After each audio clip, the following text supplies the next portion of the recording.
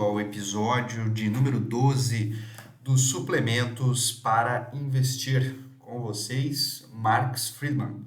E hoje falaremos sobre um movimento muito interessante que o governo realiza periodicamente e como se esquivar e ter melhores atitudes na Bolsa de Valores para evitar colapso, perda de patrimônio e maiores desastres.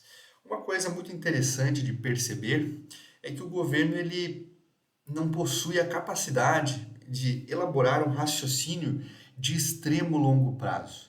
Quando se pensa numa revolução verdadeira e transformação de um país, se pensa em 20, 30 anos de desenvolvimento. E isso é muito difícil porque as eleições elas acontecem a cada 4 anos.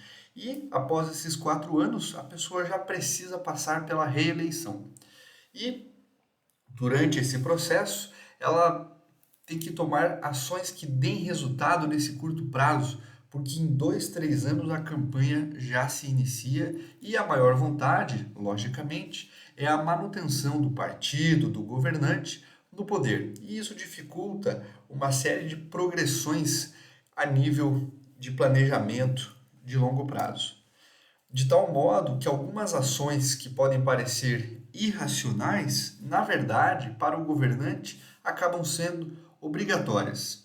Nós falamos no episódio anterior que um dos defensores dos gastos governamentais era Keynes. Não este da tela, este é Milton Friedman. E ele nos traz um novo pensamento.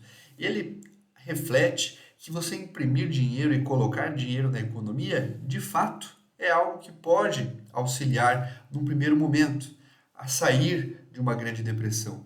Mas que o governo ele gosta dessa ideia e não consegue interromper esse processo. E acaba continuando a imprimir e fazer gastos excessivos para manter essa economia aquecida, quando ela já, na verdade, retornou ao seu estado basal. E assim você inicia um processo muito grande de impressão que no final culmina com inflação. Então o governo ele não consegue perceber que se ele continuar, ele vai desencadear uma crise e inflação pelo excesso de oferta monetária.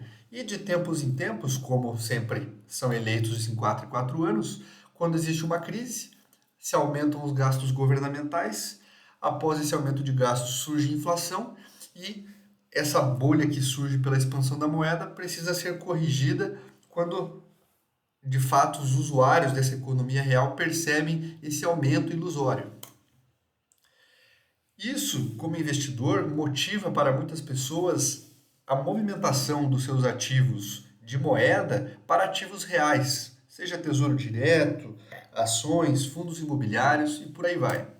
Só que o grande problema é que nesses momentos em que existe uma inflação exacerbada, em que existe risco real, em que empresas podem falir, as empresas que você compra na bolsa também podem passar por esse processo e falir.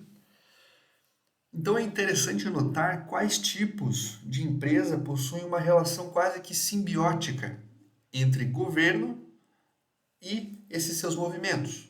Simbiose é um movimento da natureza em que duas espécies se beneficiam mutuamente. Temos aqui o exemplo do mutualismo, em que abelhas se beneficiam do pólen, né, e do açúcar liberado pelas plantas e, em troca, né, polinizam outras plantas, aumentando o número de unidades de flores. Então, abelhas e flores se beneficiam mutuamente.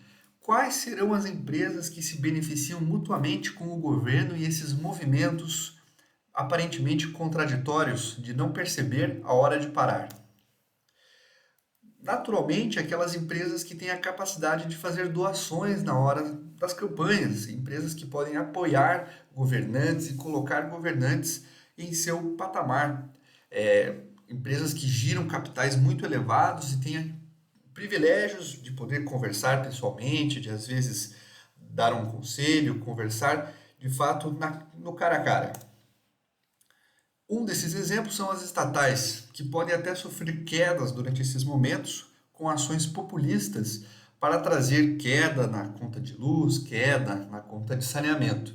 Mas o governo fará o que for necessário para manter essas empresas funcionantes. Então, pensando nas maiores catástrofes, empresas públicas têm uma vantagem nesses momentos, pois elas vão ser protegidas de qualquer queda.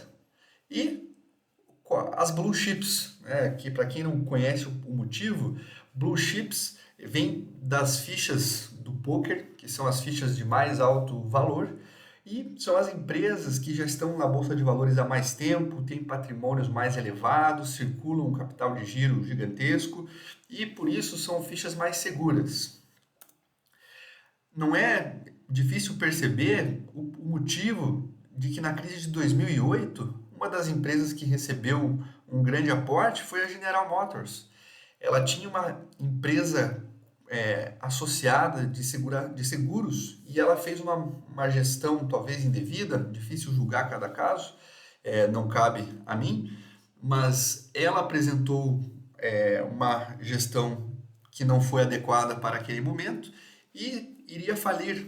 Quem o governo ajudou? O cara que tinha uma pequena padaria, o cara que tinha um açougue, um mercado que estava melhorando, um autônomo que precisava, estava sem dinheiro para comprar matéria-prima e ele consertava torneiras? Não foi essa pessoa que o governo ajudou.